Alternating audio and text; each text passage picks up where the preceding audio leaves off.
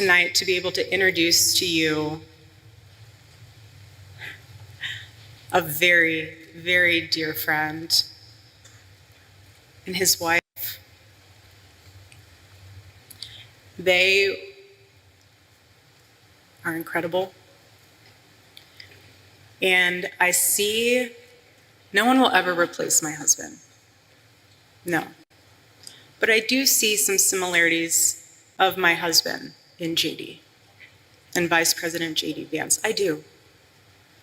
And that's why I'm so blessed to be able to introduce him tonight,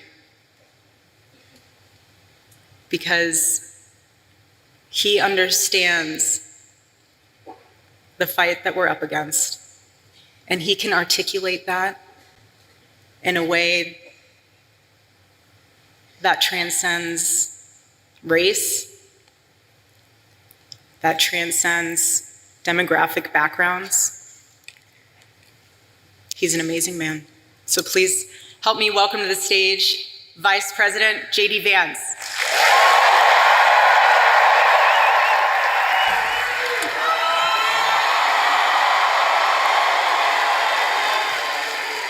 Oh, miss, I got a question. Are you ready?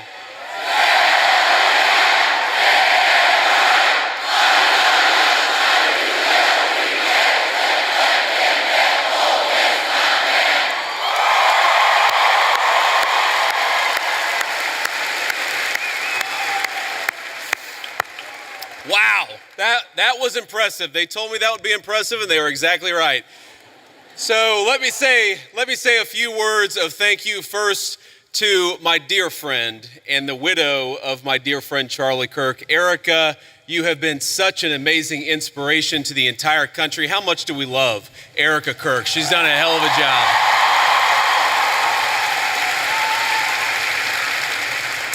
I want to thank, we have a couple of Mississippi senators here. We have both Senator Roger Wicker and Senator Cindy Hyde-Smith. Thank you guys for being here.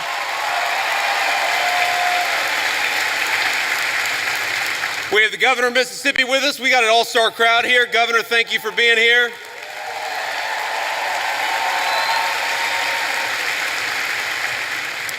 And most importantly, we have got over 10,000 students from across Mississippi. We are proud to have you, and we know that you are the future of Charlie Kirk's legacy. So thank you for being here.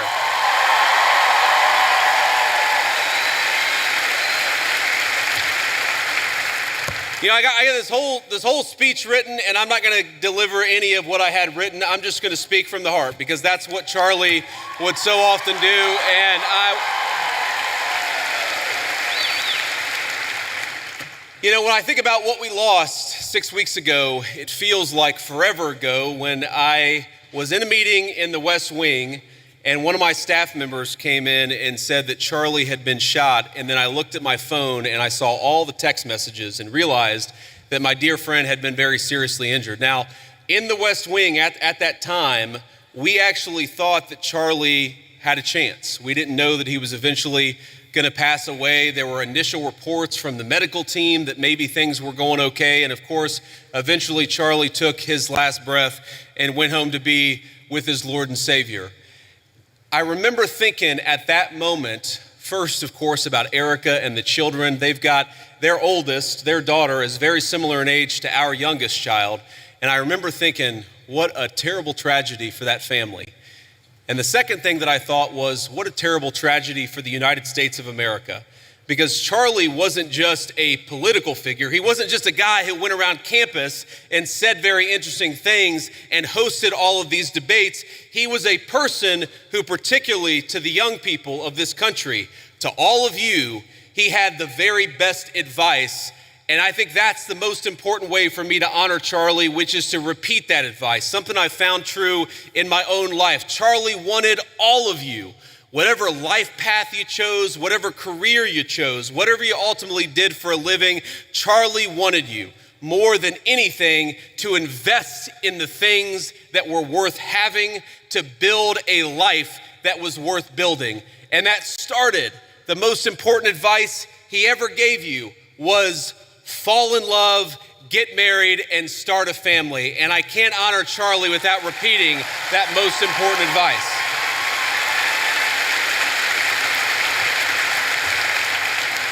Now, most of you are probably too young to have found the person you're going to spend the rest of your life with. Some of you are lucky enough to have found that person already. But I will tell you, if you're as lucky and blessed as I have been, it hits you like a ton of bricks. And I found that person in my lovely wife, Usha, our second lady, who is here with us today. She's sitting in the audience somewhere, I don't know where. But I love you, honey. And have children. That's something Charlie also always told. I grew up in a generation. I'm 41 years old. I'm a millennial. And if you're being uncharitable, you would call me a geriatric millennial, which I really hate. I really hate being called a geriatric millennial. But here I am at 41 talking to all of you like I've got great wisdom. Here's the thing. The one regret, the only regret that I really have in my entire life, and I've made plenty of mistakes, but the one regret that I have is that, frankly, I wish we had started having kids sooner. Because when you're a young father, you realize what an incredible blessing they are, but they're also very exhausting. And I know here at Ole Miss, we like to party a lot. And I know at Ole Miss, occasionally some of you will have a few drinks on a Friday or Saturday, or hopefully not a Tuesday night, but I'm sure that happens from time to time here in SEC country. But here's the thing. When you go out until 3 in the morning and wake up at 6 a.m. for class, the thing that I've learned in my old age is that incredible energy, God actually meant it for another purpose, and that purpose was to help take care of a family. So while you're young, have those babies if you're able to. That's something Charlie said all the time.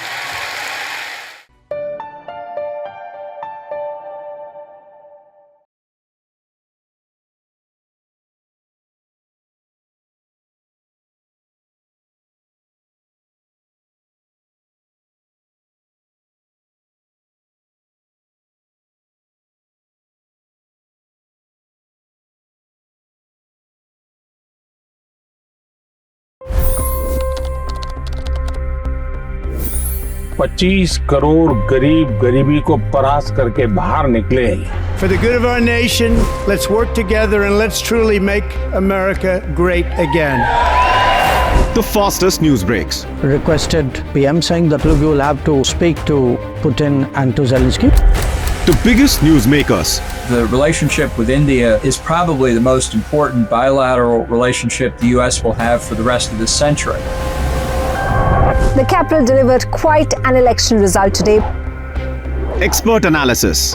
The million-dollar question today is how to stop this dance of death. Ground reports. I'm standing at the crossroad of the Kumbh Mela. Behind me are more than 100 entry ghats. Long-form interviews. Exclusionary politics is reflected in Manipur case as well. You don't bother because this is a small state. Deep dive into burning issues. It's often said DRC could be the richest country in the whole world. It's because of what sits underneath. Why exactly did the US topple the Sheikh Hasina government? HD videos. We don't just break news, we break it down.